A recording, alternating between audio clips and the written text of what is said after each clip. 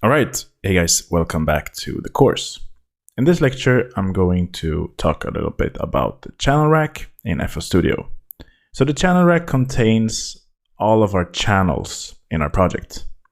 So what I mean by channels is basically audio samples, VST plugins, effects, or automations.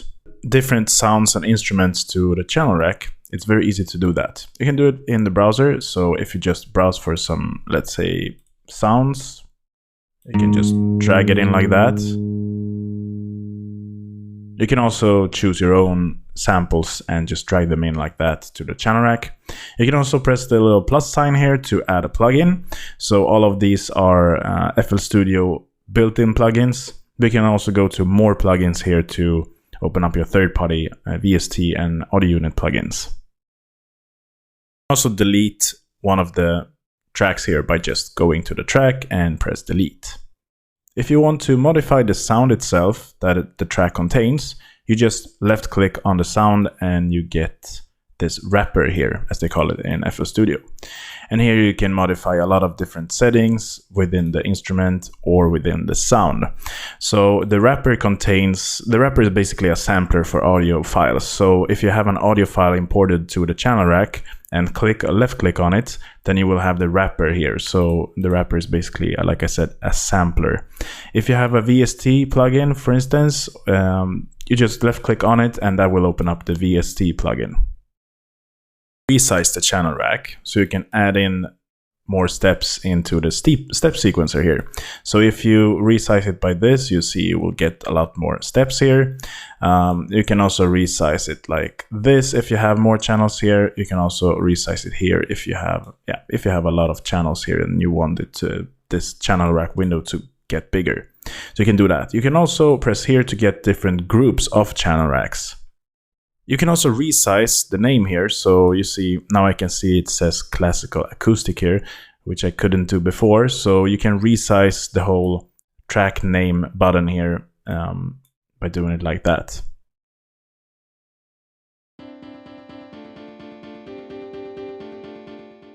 You can also play and pause this pattern by clicking this button here. And here we have the main swing parameter, as you can see here. And here we have the graph editor. So you can modify the different parameters of each note in the selected pattern here. So you see you have note, velocity, release, fine pan, and other stuff like that. Then we have the piano roll overview. So you can just switch between the different views of having it like a step sequencer or having it more like a piano roll. So if you have it on like this, or if you have it on like this, but you can see the piano roll view in the selected track, you can always just right click to get the piano roll up like this. And now you can just edit different stuff and just close it by pressing the right click here again. So let's say that I want to edit the kick here. I can do a very simple thing like that. And I can enable and disable the tracks here. So let's disable the keys now and just having the kick here. And let's say that I want to create more advanced kind of notation here. I can just click here, I get up the piano roll, right click here, and now I can see my notes. I can also see the notes of the other track that I have here, but they are grayed out.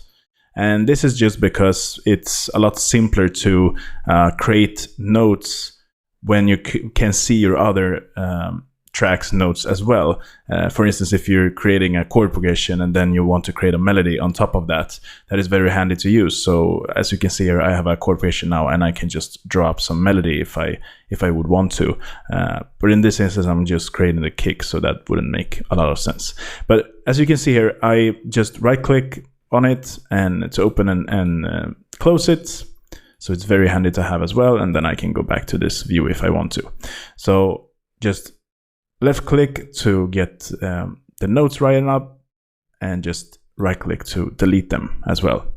And as I showed you before, you can just fill each 2 steps like that. You can fill each 4 steps. Let's get rid of that. Then we can enable and disable the track here. You have the track pan and you have the track volume. And then you have the selection of where you want to assign your track to the mixer. Let's create a new pattern.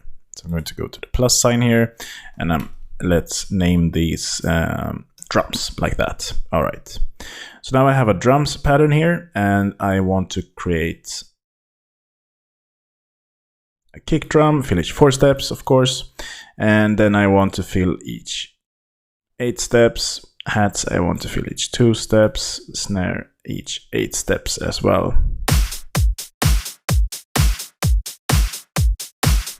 And I want to move the clap and snare to these positions. All right, so what you can do here in the channel rack is to group different things together. And what I mean by grouping is to basically sort the tracks in the channel rack to having them listed here in the list.